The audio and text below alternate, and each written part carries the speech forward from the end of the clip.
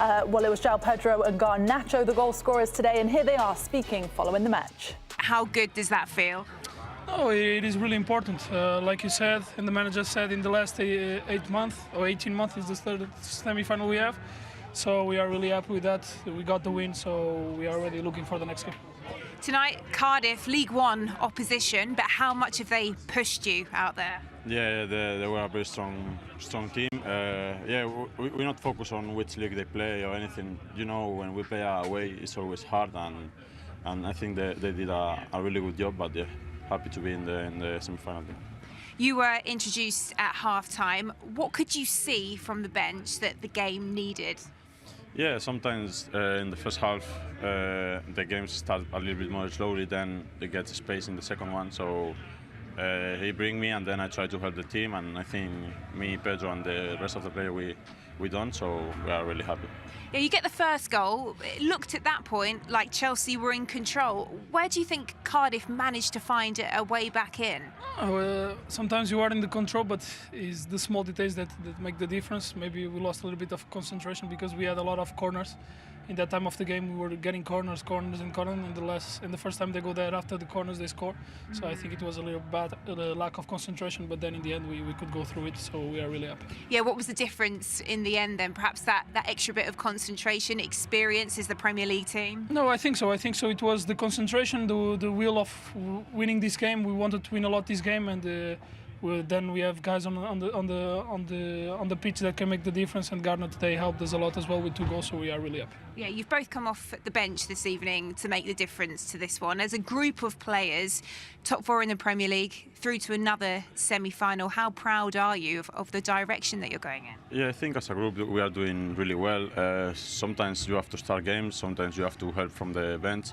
We don't focus on this. We just try to help the team when we need, and which what we've done. And I think we'll try to compete for everything. And the semi-finals is the next one, so we'll try to win. Do you feel like there's a big opportunity for you in this competition now? Always. We have always that confidence. We are Chelsea, we want to win trophies, and it's our mindset. It's are we going to work through all the games. All right, well done tonight, Alejandro. It was a great team performance, but you are the player of the match. Well done. Woo! Thank you very much. Thank you. Thanks. Pedro Neto and Garnacho there. You enjoyed that interview, didn't you, Troy? Yeah, wake me up, he's over now, yeah? Cliche FC, Jesus Christ.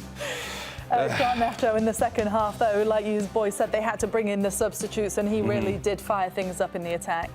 No, he did well when he came on. I think for a lot of Chelsea fans and probably Man United fans and definitely Argentina fans, you want to see this more regularly.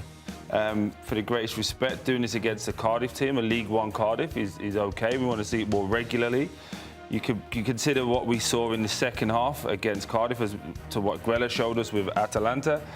It's not great. So you know, when I hear those interviews afterwards, it's very cliche. It's very the same of the same. I want to see you do it week to week, and we know the talent that these boys have got, and this shows you here what he can do. But it's like, let's be really honest. It was against a League One Cardiff. But isn't that what you expect in an interview like that? What don't you like about when players stand there and kind of go through the fact motions? I know what they're going to say before they've even done it. That's what I hate about it. But then show some personality. Have just that much of a personality. That'd be nice. I suppose as well, maybe of all weeks, the Chelsea players and maybe Enzo Maresca feel a little bit more scrutiny from the media, given the because press they gave it us. They said it. They came in and said.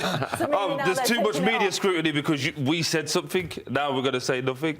Jesus Christ, sorry. It frustrates the hell out of me, but honestly. But to that point, do you think that because, you know, Enzo Maresca made such a big thing in the days leading up to the things that were obviously bothering him, even though they beat Everton, that now they're all going to kind of rein it in a bit? Or do you think we'll see the same when Enzo Maresca undoubtedly speaks to the media? I think players are just going to be players. They're just going to talk about what they want to say, and then, like Troy said, that's just a very media-trained interview. Want to win every game and stuff like that. But for us, reflecting and look at the reality of it is, it's Cardiff. They got the job done. It wasn't easy. Should have been a lot easier than it was, especially with the team that they put out there, even though it's 11 changes. But you're talking about quality levels. one thing that Garnacho did is take his second goal well. We can't take that away from him. That was a great finish. But even the first one, but his left foot was a difficult finish. Difficult finish, great finish. But we want to see you do that consistently against the bigger clubs. Like, we can't be giving you credit for playing against players that are way less quality than you, and you've done your job, which is what we expect you to do. We want to see you do it against the big boys. But then you guys said in the pre-show, well, the problem with Chelsea is that they do it against the bigger clubs and they don't do it against the smaller clubs. Today it wasn't pretty, but they did do it. They got the job done. Yeah, they got the job done. But then they had to bring the big starters off the bench. That's a bit more of a worrying thing, that you had to make changes at half-time to bring your regular starters on. That, I think, should be more of the concern, because the starting lineup should have got that done. If we saw Garnacho, Neto and all them coming in the last 10, 15 minutes, no problem. Chelsea 3-4-0 up. I said it while it was talking. Put it into context for people. The two guys that we saw there will be going to the World Cup with their national teams if they're fit and healthy. Not sure about Garnacho. The other guys for League One will be trying to get a contract for next season. That's the reality of where both sets of players find themselves. And we're talking about credit for Chelsea, which is obviously, they got their job done after a difficult week that they created for themselves. They play against Everton at the weekend. Let's see. That's Newcastle this weekend. Sorry, Newcastle this weekend. Sorry, I'm going to another team. Newcastle this weekend. Let's see what you can do. I want to see Garnacho up against Livramento. Show me this level of performance against those guys, and show me for 4, 5, 6 weeks. I think for him, he's in a no-win situation, if I'm being totally honest. Come in, you score, you win, but it is only against Cardiff. There's not really much he can do. But we want to see more of it. And for me, I just think when there are interviews like that, you've won. Show us a little bit of colour. What would you have said? Buzzing. We're through to the semi-final. Yeah. Hey, let's hope we could go on and win this. That's it. That's also not their first language, So you have to feel, like they're media trained now. Like they can't, they're not going to benefit from first language. They've both been in the Prem for that long. But also, like, coming from the other side, right? You have no benefit to give anything to the media. You can never win. You're in a lose-lose situation with the media, so you have to just give the basic response. I'll say this though about Maresca and Chelsea, right? You make 11 changes because you have bigger competitions, frankly, competitions coming up.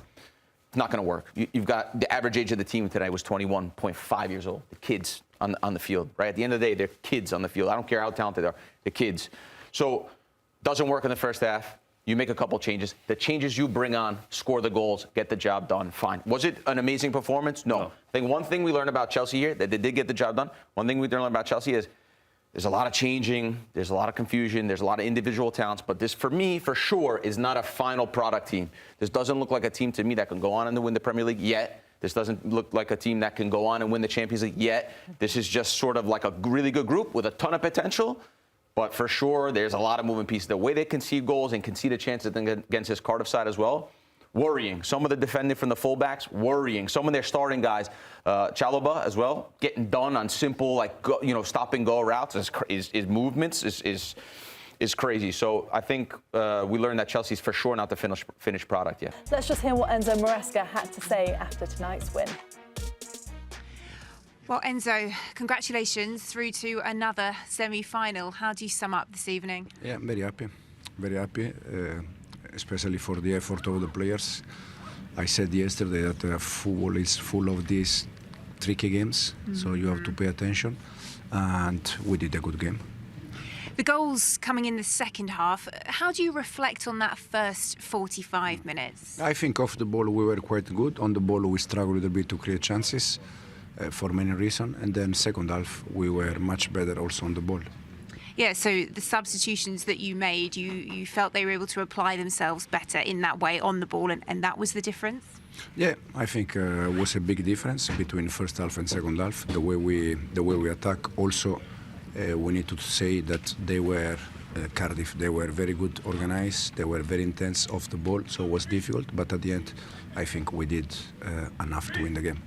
Having found that first goal, it really looked like Chelsea were in control. Where do you think Cardiff were able to find a way back? I think it's an isolated action when they score.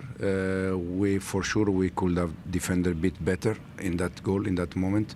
But again, there is another team that also they try to attack, they try to score, and unfortunately we concede. Ultimately, it's the substitutes that found the goals. How much trust do you have in those players to come off the bench and get the job done? I trust all the players. I trust all of them, knowing that sometimes for some of them it's more difficult. For instance, tonight we had Buonanotte that is not playing a lot, Jarell Atto is not playing a lot, Margui is not playing a lot. So for them it's not easy, but they did a huge effort. And then second half, with the change, we were better on the ball. As I said, through to another semi-final, you're third in the time that you've been here. What does it say about the direction that this team is going in?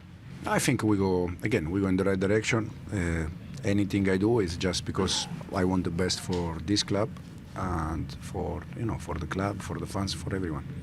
It's been a week where you have said perhaps you've not felt as supported in difficult moments. On nights like this, in big positive moments, do you feel appreciated? Tonight, I think the focus has to be we reached the semi-final.